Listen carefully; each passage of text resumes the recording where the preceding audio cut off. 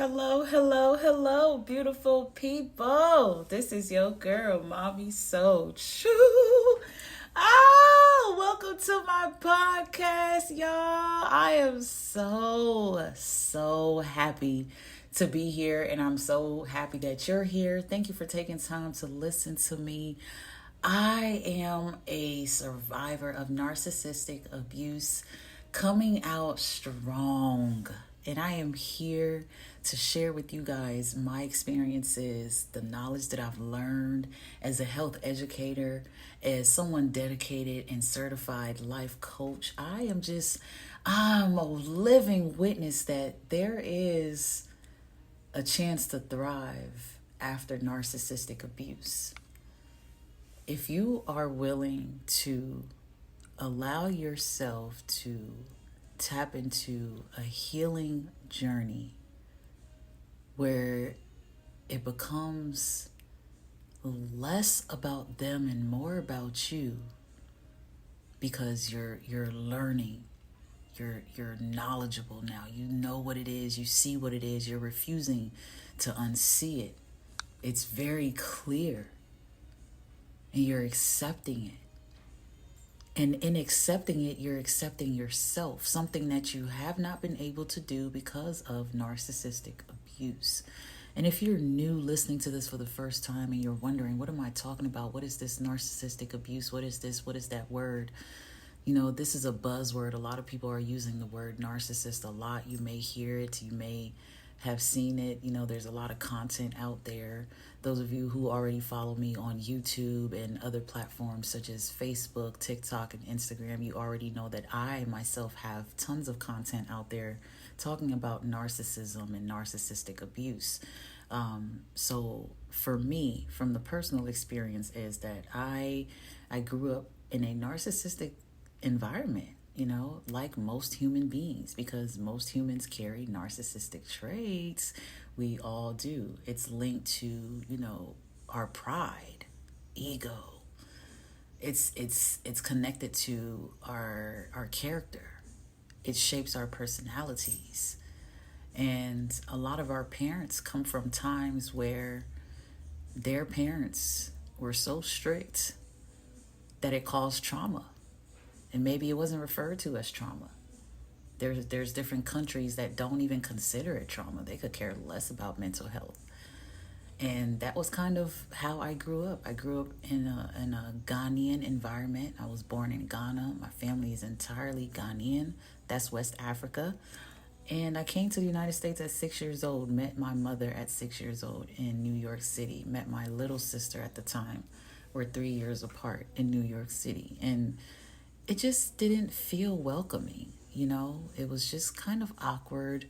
I think my mother may have had good intentions, but because of her own upbringing, she normalized things like, you know, being extremely controlling about appearance, how she wanted you to look. It was like we had to come off perfect for outsiders to see, but at home, there were no kisses and hugs, and there were no conversations. It was just a lot of meanness. I remember her just being very mean all the time.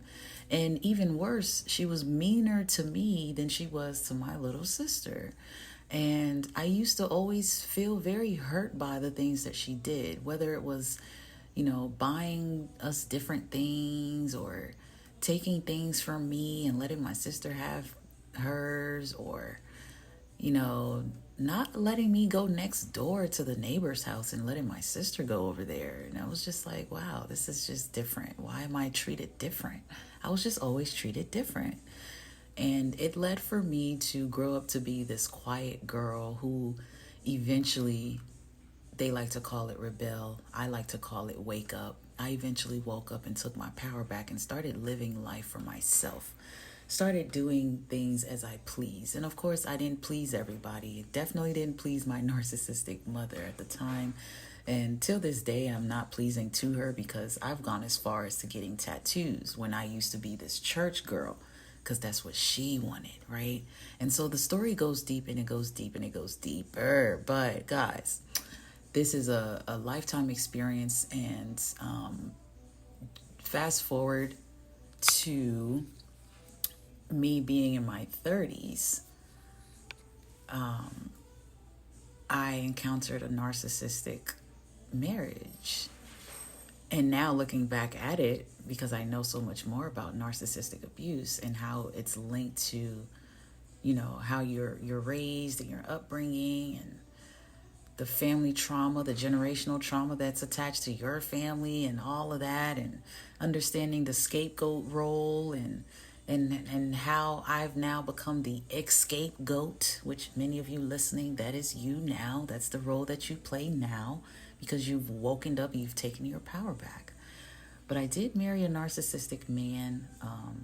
It'll be 3 years this October, but it was the most necessary lesson of my life learned. So many things happened in that situation, and throughout this podcast I'm going to share with you guys more in detail and more in depth about the things that I've gone through, because this is my opportunity to share with you a lot more of what I may not even share on my YouTube channel or on other platforms, because I can do this behind a microphone.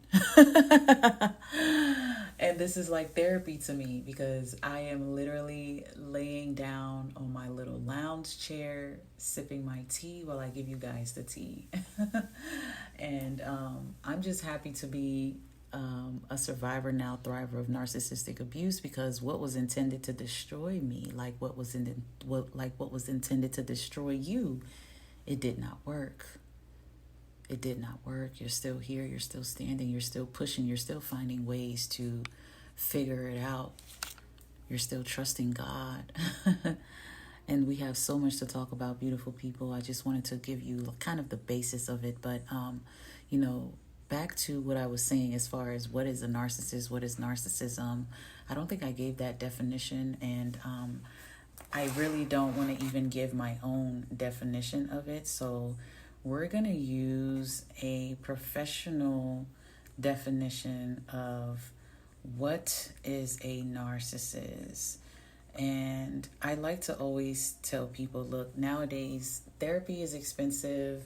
You may not even be able to afford a life coach, but there's so much free game online. There's so much information, knowledge, and free therapy online. And one of those is my YouTube channel. If you haven't checked it out, check me out on YouTube, guys. It's a place of therapy for me there as well, and there's so much love there. It's a beautiful community, a beautiful family to be a part of, and I invite you to check us out. So by definition, if we were to look up a narcissist, and you can follow along by going to, I'm using a website from dukehealth.org. I always reference academically scholarly written information for backup to a lot of the things that I believe is linked to narcissism and narcissistic personality disorder.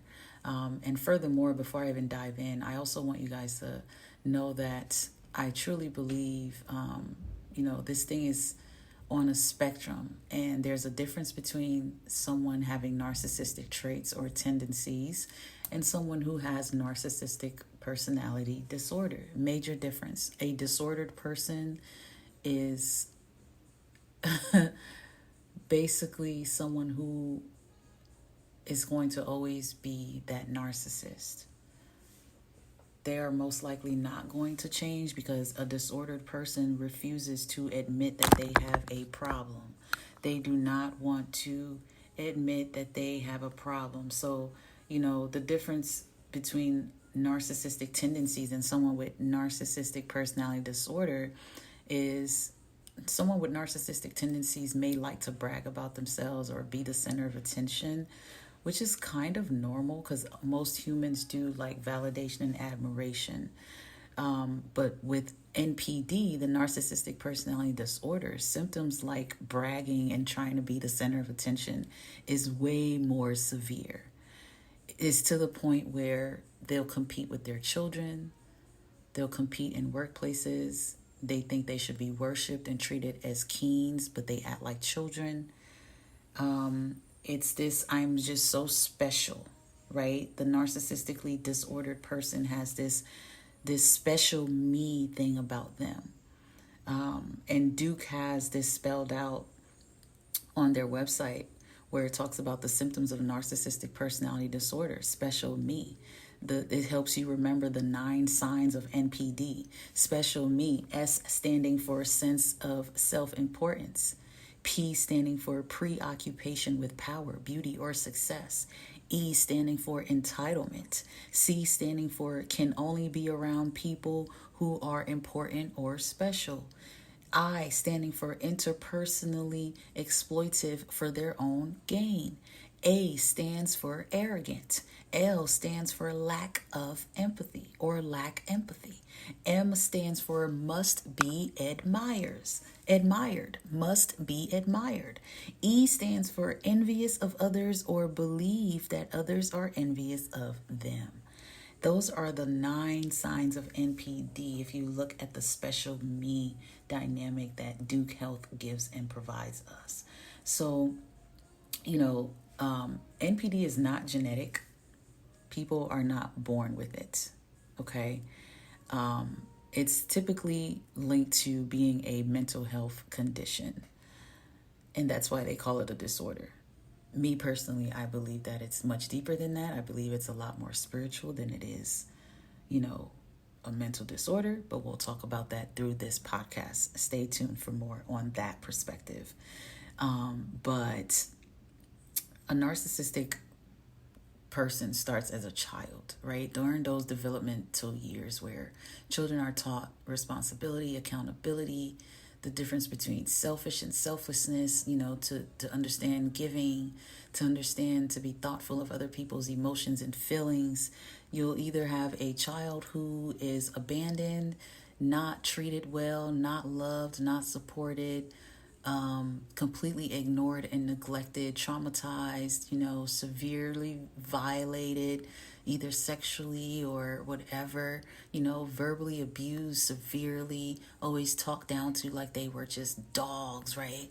You have that. And then on the other end, you may have a child who was spoiled rotten, was given anything, were praised, were never told no, were always told to expect the best. We're always told to think that they are the best and above everyone.